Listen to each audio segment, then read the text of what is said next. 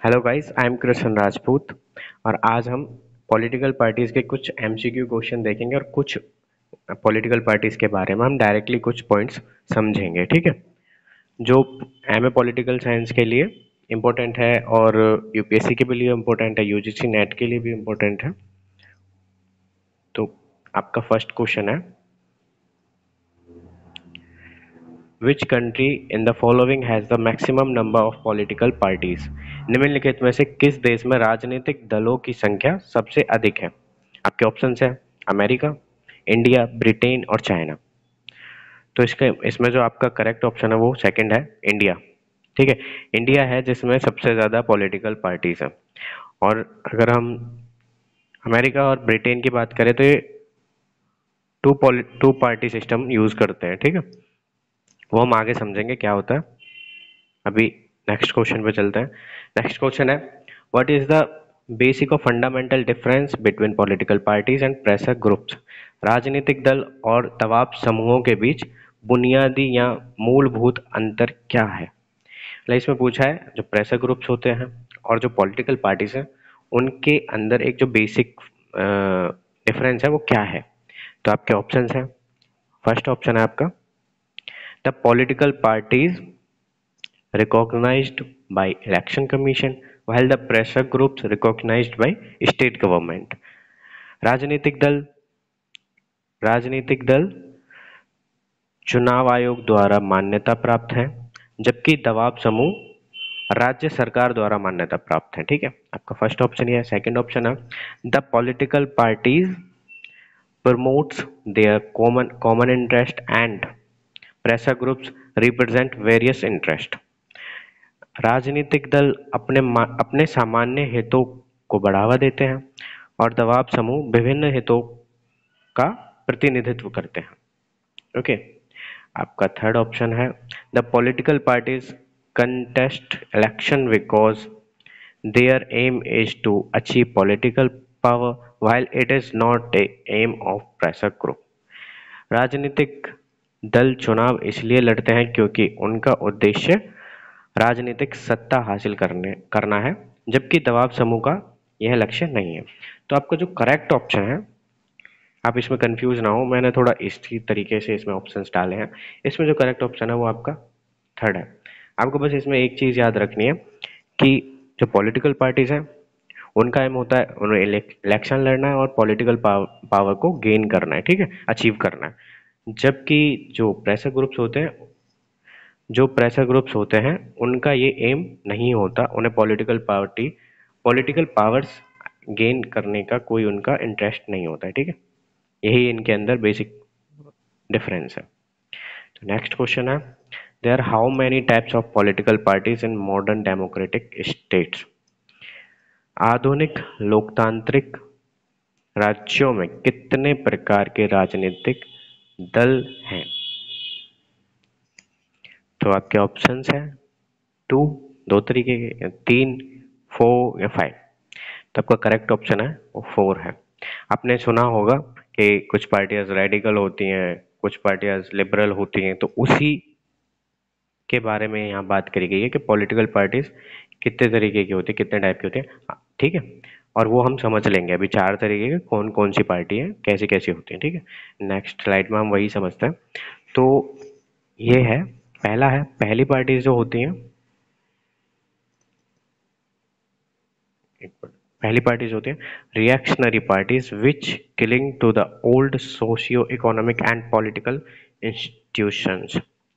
मतलब प्रतिक्रियावादी पार्टी जो पुरानी सामाजिक, आर्थिक और राजनीतिक संस्थाओं में चिपकी रहती है। ठीक है, जो पुराने विचारों को मतलब फॉलो करती है, रिएक्शनरी पार्टीज वो होती हैं। ठीक है, और सेकंड है, कैसे होती है, सेकंड होती है कंजर्वेटिव पार्टीज होती हैं। Conservative parties which believe in the status quo. तो रूढ़िवादी पार्टियां जो यथास्थिति में विश्वास करती हैं। मतलब कंजर्वेटिव पार्टीज कैसी होती हैं, जैसी स्थिति है उसी को फॉलो करेंगे, उसी में विश्वास रखेंगे। ठीक है, थर्ड है liberal parties which aim at reforming the existing institutions. उदारवादी पार्टियां जिनका लक्ष्य मौजूदा संस्थानों में सुधार करना है। मतलब ये कैसी होती है लिबरल पार्टीज, जो चीजें अभी वर्तमान में प्रेजेंट में चल रही हैं, गलत चल रही हैं, तो उनमें सुधार करना इनका एम होता है। ठीक है, ये लिबरल पार्टीज होते हैं। फोर्थ है आपका radical parties. Radical parties which aim at stabilising a new order by overthrowing the existing institution. कट्टरपंथी पार्टियां जिनका लक्ष्य मौजूदा संस्थाओं को उखाड़कर नई व्यवस्था स्थापित करना है। ठीक है, तो ये जो प्रेजेंट में जो भी चीजें जैसे किसी गवर्नमेंट की चल रही हैं, तो ये उसको उखाड़ फेंकने में विश्वास रखती हैं और नई चीजों को, नई व्यवस्था को स्थापित करती हैं। ठीक है, ये होती है 4 तरीके की पार्टीज। नेक्स्ट स्लाइड में चलते हैं। Next slide. अब यहाँ हम ये समझते हैं कि पार्टीज की आइडियोलॉजी के बेस पे, on the basis of their ideologies, ठीक है, वो कितने तरीके की होती है। तो आइडियोलॉजी के बेस पे 3 तरीके की होती है पार्टी। ठीक है, हमने उसके कुछ एग्जांपल भी लेंगे। तो पहला है जैसे लेफ्टिस्ट। लेफ्टिस्ट पार्टियां मतलब वामपंथी पार्टियां, तो आपने सुना होगा ये कहीं ना कहीं वर्ड। लेफ्टिस्ट पार्टियां होती हैं वामपंथ पार्टियां, और उसके एग्जाम्पल हैं रेडिकल पार्टियां, कट्टरपंथी पार्टियां होती हैं। और रेडिकल पार्टियां कौन कौन सी हमारे इंडिया में? CPI, CPM are example of leftist पार्टियां। मतलब CPI communist party of India और CPM communist party of India Marxist. ठीक है, ये दोनों रेडिकल हैं, कट्टरपंथी पार्टियां। सेकंड है सेंटरिस्ट पार्टी, मध्यम मार्गी पार्टियां, लिबरल पार्टीज होती हैं ये। ठीक है, जो सेंटर में होती हैं, और इन्हें उदारवादी पार्टियां बोलते हैं। और इसका जो एग्जांपल है कांग्रेस है। Congress is the example of centrist party. ठीक है। थर्ड है आपका आइडियोलॉजी के बेस पे देख रहे हैं हम, तो इनमें कंफ्यूज मत होना। ठीक है, तो थर्ड है राइटिस्ट पार्टियां, दक्षिणपंथी पार्टियां, रिएक्शनरी एंड कंजर्वेटिव पार्टियां जो मैंने अभी पीछे बताई, वो दोनों इसमें आती है राइटिस्ट पार्टियां में। ठीक है, प्रतिक्रियावादी और रूढ़िवादी पार्टियां। अब BJP is an example of rightist party. ठीक है, तो इसे अगर हम ऐसे समझें, देखिए ये हो गया सेंटर, ये राइट, और ये हो गया लेफ्ट। तो जो इधर सेंटर होते हैं वो लिबरल होता है, मतलब जो बीच में है ना ही ज्यादा तो वो रेडिकल है, और ना ही ज्यादा वो कंजर्वेटिव या रिएक्शनरी है। ठीक है, ये होता है, ना ही ज्यादा रेडिकल है और ना ही ज्यादा रिएक्शनरी कंजर्वेटिव है। तो वो पार्टी कौन सी? लिबरल पार्टी जो है, और उसे राइटिस्ट पार्टी बोलेंगे जो सेंटर में होती है। नहीं सॉरी, सेंटरिस्ट पार्टी, सेंटरिस्ट पार्टी बोलेंगे। लिबरल पार्टी जो होती है वो है कांग्रेस। ठीक है, उसका एग्जांपल है क्या हो गया। अब लेफ्टिस्ट पार्टी, ये थोड़ी रेडिकल होती है, कट्टरपंथी पार्टियां होती है, जैसे हमने पीछे समझा। और इसके एग्जांपल है सीपीआई और सीपीएम। ठीक है, और जो बीजेपी है वो राइटिस्ट पार्टी का एग्जाम्पल है। ये कंजर्वेटिव और रिएक्शनरी पार्टीज होती है, तो इनमें कंफ्यूज मत होना, ये मैंने आइडियोलॉजी के बेस पे बताया। ठीक है, एंड नेक्स्ट क्वेश्चन है आपका, how many types of party system used in the world. मतलब पार्ट विश्व में कितने प्रकार की दलीय व्यवस्था का प्रयोग किया जाता है। तो आपके ऑप्शंस है 1, 2, 3 या 4। तो आपका करेक्ट ऑप्शन है 3।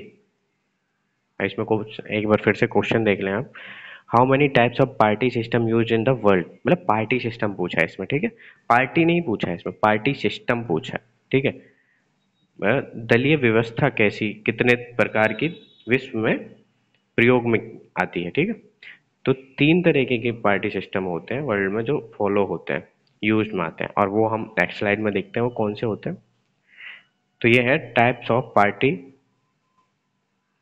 Party system. ठीक है, तो इसमें फर्स्ट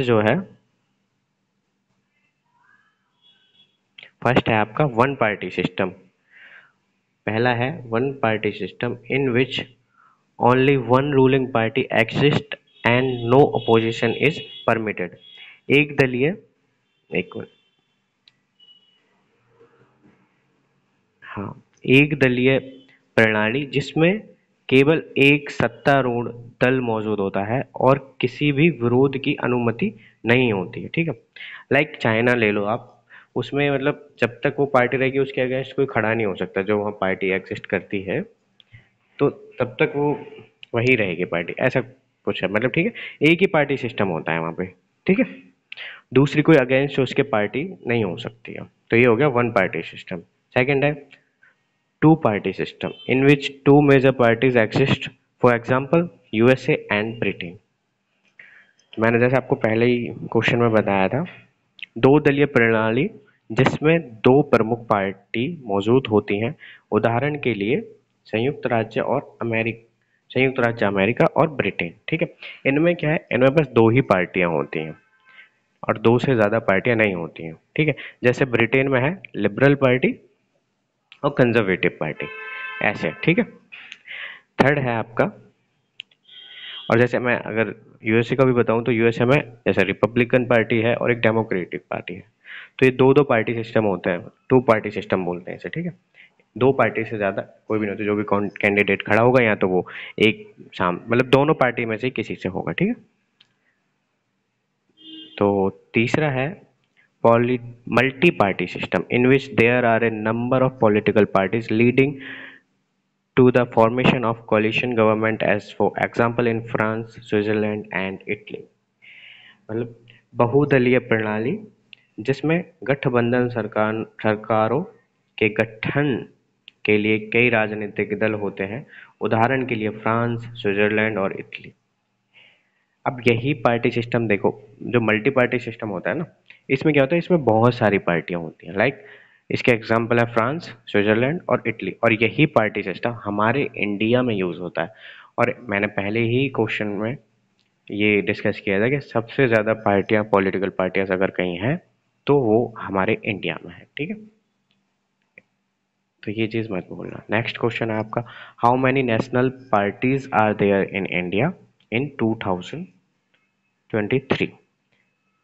2023 में भारत में कितनी राष्ट्रीय पार्टियां हैं, ये नेशनल पार्टीज पूछे हैं, ठीक है।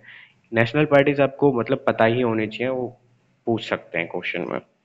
तो आपके ऑप्शंस हैं 8, 12, 6 या 7। तो अगर आपने करंट करंट अगर आप पढ़ते होंगे तो आपको पता होगा कि अभी 2023 में प्रेजेंट में 6 नेशनल पार्टियां हैं इंडिया में, ठीक है। और हम नेक्स्ट स्लाइड में ये सारी पार्टियों को डिस्कस करेंगे, कौन कौन सी पार्टियां। क्वेश्चन के थ्रू ही हम सारी डिस्कस कर लेंगे, उन्हीं पार्टीज पे हम क्वेश्चन देखेंगे जो नेशनल पार्टीज हैं, ठीक है। फर्स्ट आपका क्वेश्चन ये है, next question, in which year Indian Congress party was stabilised. भारतीय कांग्रेस पार्टी की स्थापना किस वर्ष हुई थी। तो ये सभी को पता होगा, डायरेक्ट और किसी पे नहीं देखते हैं, डायरेक्ट आप सबको ही पता होगा, 1885, 1885 में हुई थी, ठीक है। नेक्स्ट है, in which year communist party of India Marxist CPM was stabilised. भारतीय मार्क्सवादी कम्युनिस्ट पार्टी की स्थापना किस वर्ष हुई थी। तो इसे थोड़ा याद रखना, आप भूले ना, क्योंकि सीपीआई, सीपीएम ये और सीपीएमएल ये बहुत सी पार्टियां हैं, इसलिए इसमें कंफ्यूजन नहीं होना है। आपके ऑप्शंस हैं 1925, 1950, 1964, 1967। तो इसमें जो आपका करेक्ट ऑप्शन है वो है थर्ड, 1964। कंफ्यूज मत होना, 1925 में सीपीआई हुई थी, सीपी ये हम जो बात कर रहे हैं सीपीएम है, और सीपीएम ये एक नेशनल पार्टी है, ठीक है। ये भी याद रखना, हम नेशनल पार्टी ही डिस्कस कर रहे हैं। तो इसका जो करेक्ट ऑप्शन है वो कौन सा है, सी, ये याद रखना। नेक्स्ट है, नेक्स्ट क्वेश्चन है, in which of the following year BJP was stabilized. निम्नलिखित में से किस वर्ष में भाजपा की स्थापना हुई। ये भी एक नेशनल पार्टी है, इसीलिए हमने ये डिस्कस कर रहे हैं हम इसे। आपके ऑप्शन हैं 1960, 1970, 1980 और 1990। तो आपका करेक्ट ऑप्शन है 1980, ठीक है। 1980 में ये स्टेबलाइज हुई थी। नेक्स्ट क्वेश्चन है, in which of the following year Bahujan Samaj party BSP was stabilised. निम्नलिखित में से किस वर्ष में बहुजन समाज पार्टी की स्थापना हुई। 1980, 1982, 1984 और 1990। बहुजन समाज पार्टी जो बीएसपी है, बसपा है, वो भी एक नेशनल पार्टी है, ठीक है, ये याद रखना। 6 पार्टी हम सारी डिस्कस करेंगे यहाँ। तो इसका करेक्ट ऑप्शन है वो थर्ड है, ठीक है। 1984 में फॉर्मेशन हुआ था बहुजन समाज पार्टी का। नेक्स्ट क्वेश्चन है, इन विच ईयर आम आदमी पार्टी आप वाज एस्टेब्लिश्ड। आम आदमी पार्टी की स्थापना किस वर्ष हुई थी, जो अरविंद केजरीवाल जी की दिल्ली में सरकार है उसके बारे में। तो आपके ऑप्शंस हैं 2018, 2008, 2012, 2014 या फिर 2015। तो इसमें जो आपका करेक्ट ऑप्शन है,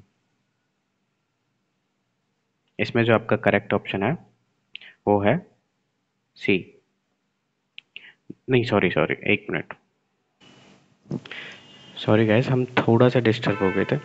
तो हम ये क्वेश्चन फिर से देख लेते हैं। इन विच ईयर आप आदमी पार्टी आप वाज एस्टेब्लिश्ड। आम आदमी पार्टी की स्थापना किस वर्ष हुई थी। आपके ऑप्शन हैं 2008, 2012, 2014 या 2015। तो आपका करेक्ट ऑप्शन है सेकंड, 2012 में आप आदमी पार्टी बनी थी, ठीक है। और याद रखना, आप आदमी पार्टी अब नेशनल पार्टी बन चुकी है, 6 में से एक ये भी है, ठीक है। और ये है लास्ट नेशनल पार्टी, हमने ये सारी डिस्कस कर ली है, लास्ट है, ठीक है, सिक्स्थ है। तो इस क्वेश्चन है आपका, in which year the national people's party NNP was established. National people's party की स्थापना किस वर्ष हुई थी। आपके ऑप्शन हैं 1998, 1999, 2010 और 2013। 1998, 1999, 2010 और 2013। तो इसमें जो आपका करेक्ट ऑप्शन है वो है 2013। 2013 में NNP पार्टी एस्टेब्लिश्ड हुई थी, ठीक है। आपका नेक्स्ट क्वेश्चन है, how many state level parties are there in Uttar Pradesh in 2023। Uttar Pradesh में कितनी राज्य स्तरीय पार्टियां हैं। तो ये भी इम्पोर्टेंट क्वेश्चन है, क्योंकि हम यू मतलब यूपी के एमए के क्वेश्चंस, एमए के लिए ये क्वेश्चंस बना रहे हैं, तो हमें जानना ज़रूरी है कि यूपी में कितनी स्टेट लेवल की पार्टियां हैं, ठीक है। तो 2, 3, 4 या 5। तो बस आपका जो करेक्ट ऑप्शन है वो ए है, 2 ही नेशनल स्टेट पार्टियां हैं यूपी में, और वो हम डिस्कस कर लेंगे आगे कौन सी हैं। ये आ गई। तो आपका पहली पार्टी जो है, when was the Samajwadi party stabilised.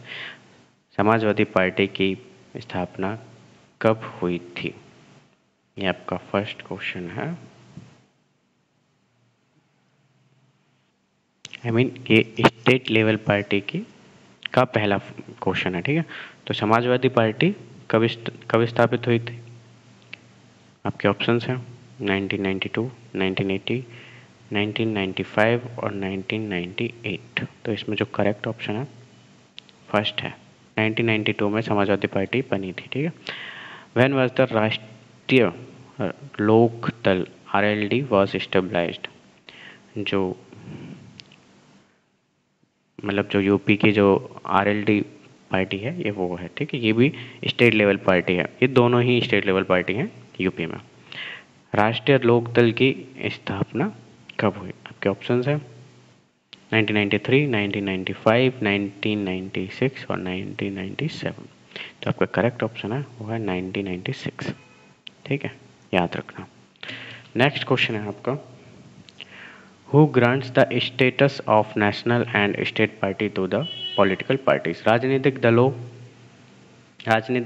दलों को राष्ट्रीय एवं राजनीतिक दल का दर्जा कौन देता है।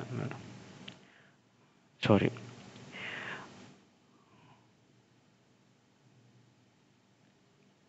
राजनीतिक दलों को राष्ट्रीय एवं राजकीय दल का दर्जा कौन देता है। आपके ऑप्शंस हैं president, vice president, prime minister या इलेक्शन कमीशन ऑफ इंडिया। ये हम क्वेश्चन पहले ही डिस्कस कर चुके हैं, अगर आपको याद हो, इलेक्शन कमीशन के जब हमने MCQ किए थे तब। तो इसका सिंपल सा आंसर आपको याद होना चाहिए, जो नेशनल और स्टेट लेवल की पार्टीज़ का जो स्टेटस प्रोवाइड करती है पार्टीज़ को, वो कौन है? इलेक्शन कमीशन ऑफ इंडिया है। ठीक है, ठीक है। तो अब हम देख लेते हैं, ये भी इम्पोर्टेंट है, यहाँ से भी क्वेश्चन बन सकते हैं। हम कंडीशंस देखेंगे नेशनल पार्टी और स्टेट पार्टी बनने के लिए पार्टीज़ को क्या क्या, मतलब एलिजिबिलिटी या क्या क्या क्राइटेरिया है। ठीक है, तो conditions for recognitions as a national party, राष्ट्रीय पार्टी के रूप में मान्यता के लिए शर्तें, तो क्या कंडीशंस हैं हम डिस्कस कर लेते हैं। ठीक है, तो नेशनल पार्टी बनने के लिए 3 शर्तें होती हैं और तीनों में से कोई एक फुलफिल हो तो नेशनल पार्टी बन जाएगी। पहली क्या शर्त है, पहली क्या कंडीशन है, देखते हैं। If party secure 6% vote polled in any 4 or more states at a general election to the Lok Sabha or to the Legislative Assembly, and in addition it wins 4 seats in the Lok Sabha from any state or states। यदि party Lok Sabha या विधानसभा के आम चुनाव में किन्हीं 4 या अधिक राज्यों में डाले गए 6% वोट हासिल करती है और इसके अलावा यह किसी भी राज्य या राज्यों के लोकसभा में 4 सीटें जीतता है। ठीक है, तो या तो 6% वोट 100% में जितनी भी वोट पड़े, मतलब उसमें से 6% वोट अगर पार्टी सिक्योर कर ले या 4 सीटें जीत ले वो। ठीक है, लोकसभा के चुनाव में, लोकसभा के चुनाव में। ओके, तो ये कंडीशंस आप याद रखना, यहाँ से क्वेश्चन बन सकता है। सेकंड है आपकी condition, if party wins 2% of seats in Lok Sabha and these candidate are elected from 3 states, और यदि पार्टी लोकसभा में 2% सीटें जीतती है और ये उम्मीदवार 3 राज्यों से चुने जाते हैं, या इसमें क्या है, या तो 2, मतलब लोकसभा के जो इलेक्शंस होते हैं उसमें से 2% सीट, टोटल सीट्स में से 2% सीट जीत जाए, और जो कैंडिडेट्स होते हैं वो 3 स्टेट से होने चाहिए, जो मतलब जो भी कैंडिडेट जीतेंगे वो कम से कम कितने स्टेट से होने चाहिए, 3 स्टेट से, तब नेशनल पार्टी बन जाएगी। और जो थर्ड शर्त है, तीसरी कंडीशन है, if party is recognised as state level party in 4 states, यदि इसे 4 राज्यों में राज्य स्तरीय पार्टी के रूप में मान्यता प्राप्त है। मतलब अगर किसी भी पार्टी को as a state level party status मिला हुआ है 4 स्टेट्स में, ठीक है, 4 राज्यों में, तो वो ऑटोमेटिक नेशनल पार्टी बन जाएगी। ये 3 कंडीशन है नेशनल पार्टी बनने के लिए। ठीक है, याद रखना। और नेक्स्ट है आपका condition for recognition as a state party. तो स्टेट पार्टी के लिए क्या क्या शर्तें चाहिए ये डिस्कस कर लेते हैं। इसमें 5 शर्तें हैं, हम पाँचों डिस्कस करेंगे। ठीक है, तो पहली है आपकी, if party secure 6% vote polled in state at a election of legislative assembly of the state concerned, and in addition it wins 2 seats in the assembly of the state concerned, और यदि party संबंधित राज्य की विधानसभा के चुनाव में राज्य में डाले गए 6% वोट हासिल करती है और इसके अलावा यह संबंधित राज्य की विधानसभा में 2 सीट जीतती है। ठीक है, ये कंडीशन है, या तो 6% वोट वो हासिल करे और 2 सीटें जीते। ठीक है, लेजिस्लेटिव असेंबली के इलेक्शन में, जो एमएलए के इलेक्शन होते हैं उसमें। सेकंड कंडीशन है आपकी,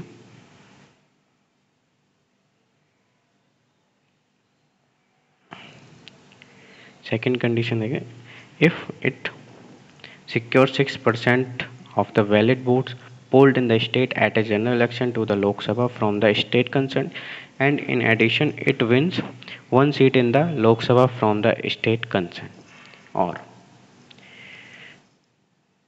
क्या है, अगर उसे राज्य में पड़े कुल वैध वोटों में से 6% वोट हासिल हो जाते हैं, राज्य से लोकसभा के चुनाव में संबंधित और इसके अलावा एक लोकसभा में एक सीट जीतती है संबंधित राज्य से। मतलब इसका क्या मतलब है, ये थोड़ा ऊपर नीचे हो गया, मैं आपको समझा देता हूँ।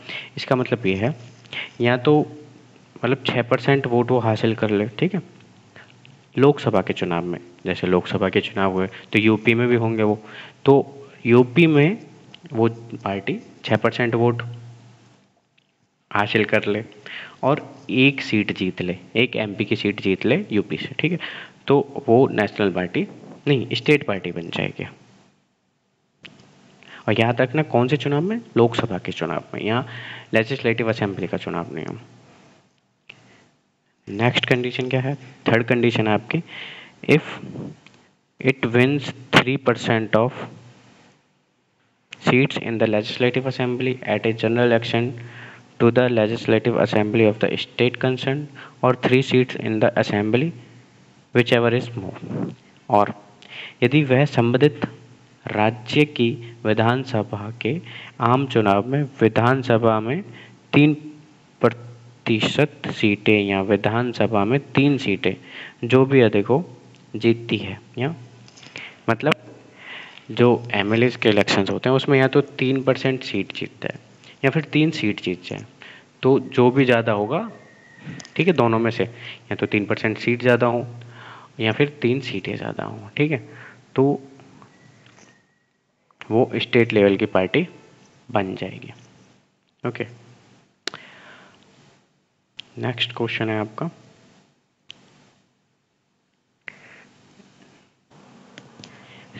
तो फोर्थ कंडीशन क्या है, फोर्थ कंडीशन देखते हैं।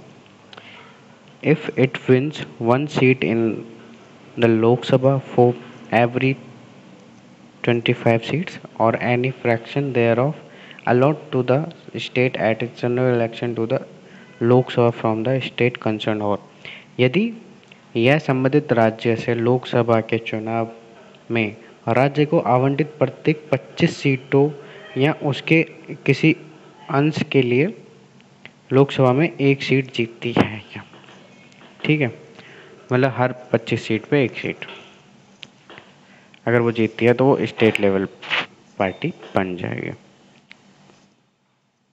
और 25 सीट किस में से, 25 सीट मतलब 25 सीटों में से कौन सी में से, जो स्टेट में, मतलब एक स्टेट में जितनी सीटें अलॉट की गई हैं उनमें से, ठीक है, कभी आप टोटल में से समझो, लोकसभा के इलेक्शन में, ये भी याद रखना, ये सारी कंडीशंस याद रखना। तो जो लास्ट कंडीशन है वो क्या है, if it secures 8% of the total valid votes polled in the state at a general election to the Lok Sabha from the state or to the legislative assembly of the state। This condition was added in 2011। यदि वह राज्य से लोकसभा या राज्य की विधानसभा के आम चुनाव में राज्य में डाले गए कुल वैध वोटों का 8% हासिल करता है। यह शर्त 2011 में जोड़ी गई थी। समझो, मतलब जो राज्य में या तो लोकसभा के इलेक्शन में या फिर एमएलएज के इलेक्शन होते हैं लेजिस्लेटिव असेंबली के, उसके इलेक्शन में टोटल पड़े हुए वोट का 8% वोट अगर उस एक पार्टी को मिलता है तो वो स्टेट लेवल पार्टी बन जाती है, ठीक है। तो यहीं तक था आज, और मैंने कोशिश करी है कि सारे एस्पेक्ट्स कंप्लीट हो जाएं पॉलिटिकल पार्टीज़ के, ठीक है। थैंक यू, और अगर कोई सजेशन हो तो आप मुझे ज़रूर दीजिएगा।